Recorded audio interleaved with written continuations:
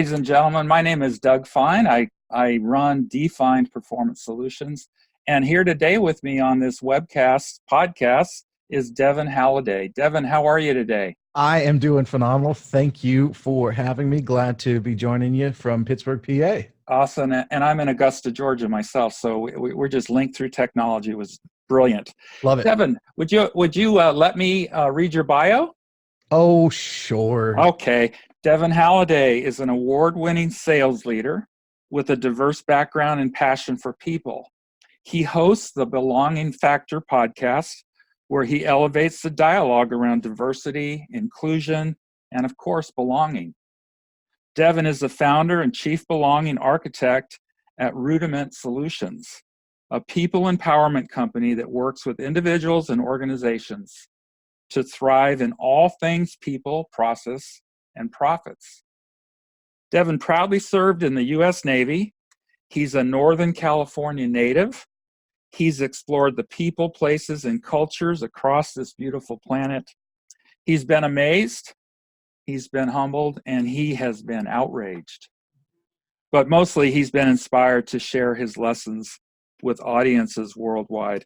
And I can't thank you enough for being here today with me, Devin. This is going to be fun. Hey, it's my pleasure. I am looking forward to this format. This will be a blast. So this is rapid fire format here, Devin. You ready to go? Always. Number one, who do you work best with, and who's your ideal client? I work best with organizations that have a problem to solve that requires the need to involve somebody like me who can help them understand people and what the people part of their problem is, or the people part of their equation is, to solve their outcomes or fix whatever the problem is. My ideal client is somebody who understands the value of the people of their organization to their overall solution. Mm-hmm. And so when we talk about this concept, what I'm really talking about as far as solving this problem is, oftentimes the problem that I get approached with is we're struggling in sales. We're struggling in attracting new customers. We're struggling in retaining employees. And what I found is oftentimes those are actually symptoms rather than the problem. And so it's really, for me, about working with somebody who is willing to explore and understand that problem can get solved by solving maybe a bigger underlying issue and addressing some opportunities within the culture or the value alignment of the organization. I'd be curious to know, when you get approached by a potential client or someone that wants to talk to you, what level are they at? Are they typically the executive leadership team or someone on that team, or an internal high-level department head or vice president kind of thing? Yeah, so my typical first contacts and primary contacts are at VP level in smaller organizations, C level, founder level, and within large organizations, VP in sales, operations, L&D, and HR. Okay. Those are probably the four organizational elements I interface with. Perfect.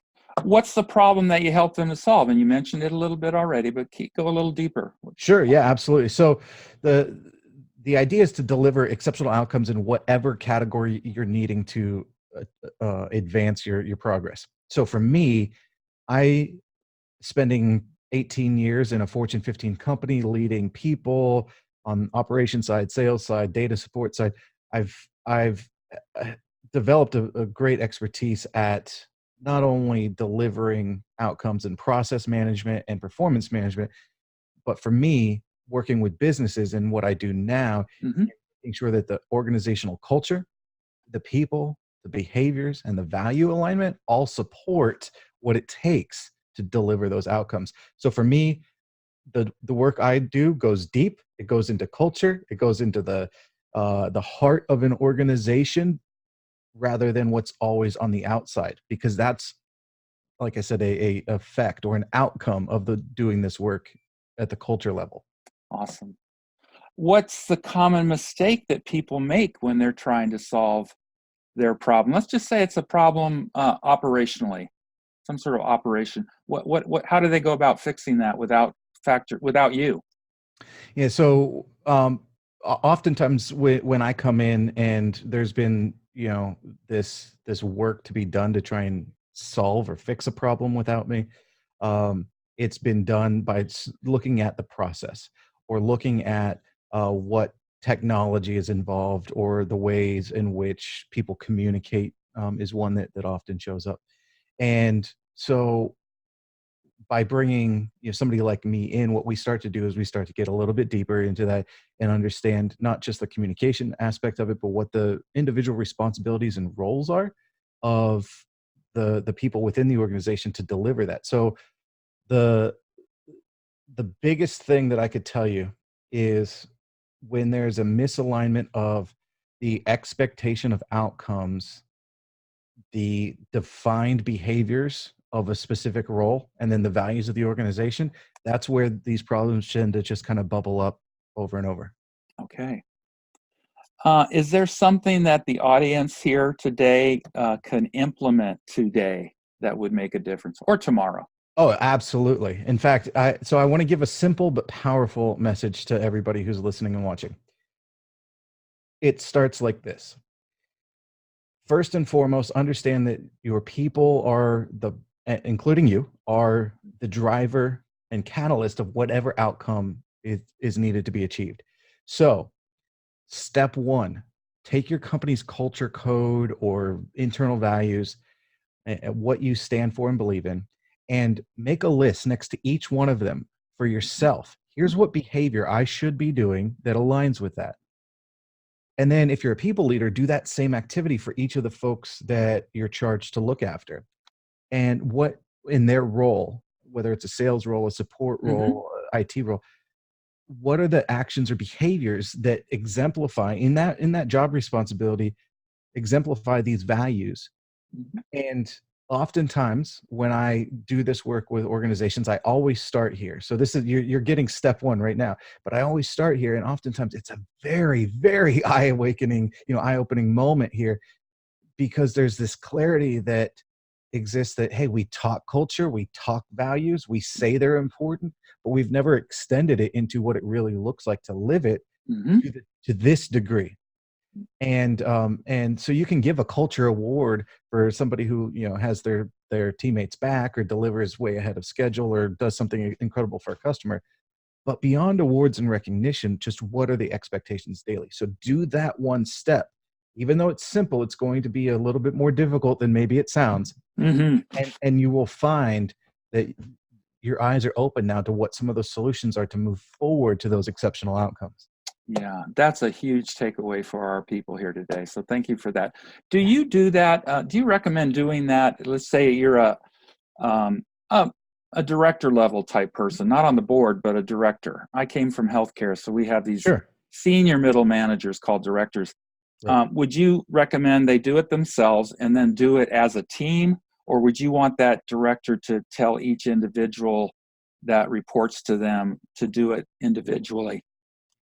Yeah. So I've approached this in multiple different Mhm. ways depending on the kind of the current culture of the organization that I'm working with.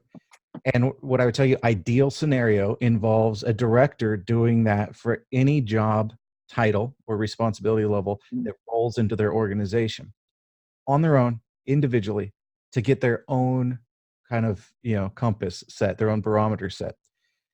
Then to do it in partnership with their direct report team and to teach their direct report team to do that in partnership with their direct reports. Typically, directly, you've got, maybe what, two, three levels Yeah. within your organization below you.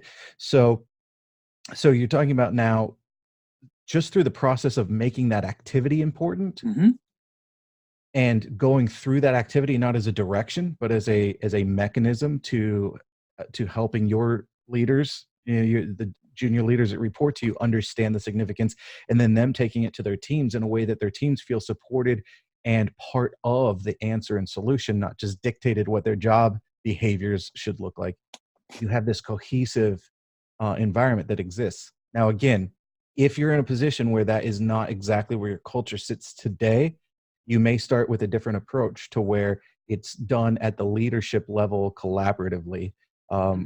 And then it's taken to the team in a way where the team does get a voice in it, they do get an understanding of it, but you're still sharing with them what their responsibilities are.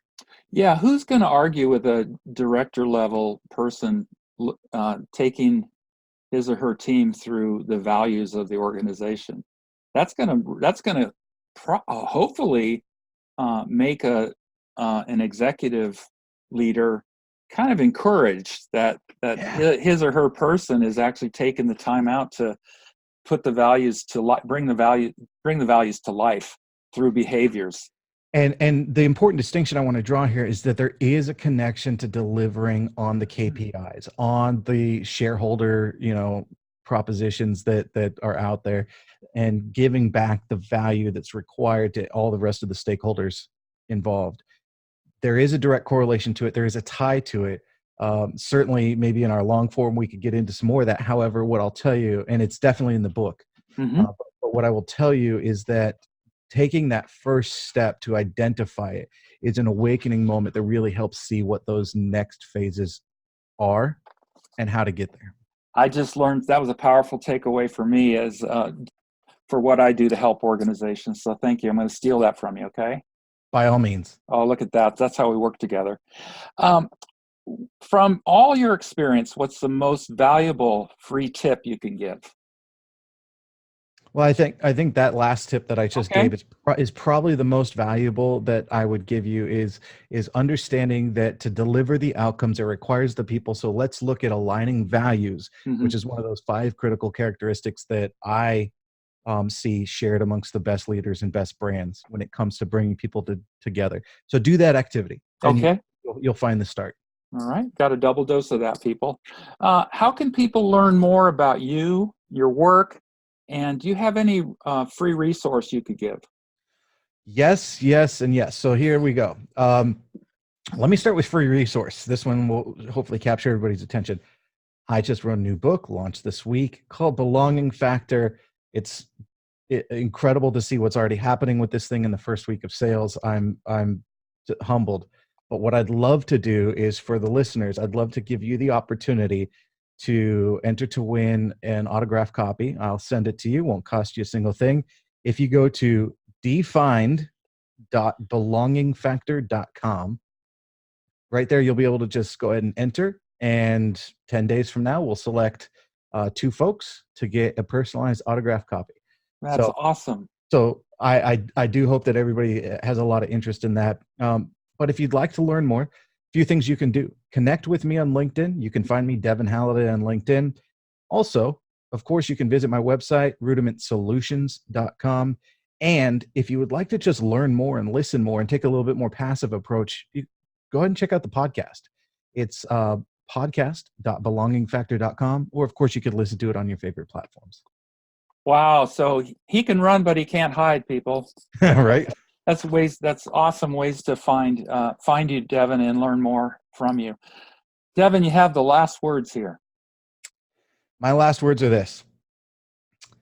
Take advantage of every opportunity that you get to learn more, connect more, and be genuinely curious about the people around you. You will find the answers to so many problems when we work to bring people together to a solution rather than working kind of backwards on the outside of the outcomes and then back in. That's the old school performance management way. If you prefer that method, call me. I will help you unprefer that method. But there's just an absolute amazing presence of people out there to support, like what Doug's doing, the work that so many people are doing, and obviously, if you're listening and watching, the work that you're interested in doing too. So thank you. Devin, thank you for your time, and you responded to this rapid fire extraordinarily well. So I thank you. And I look forward to talking to you some more, a little more in depth about your work. Sounds great. We'll see you next time. Okay, bye-bye.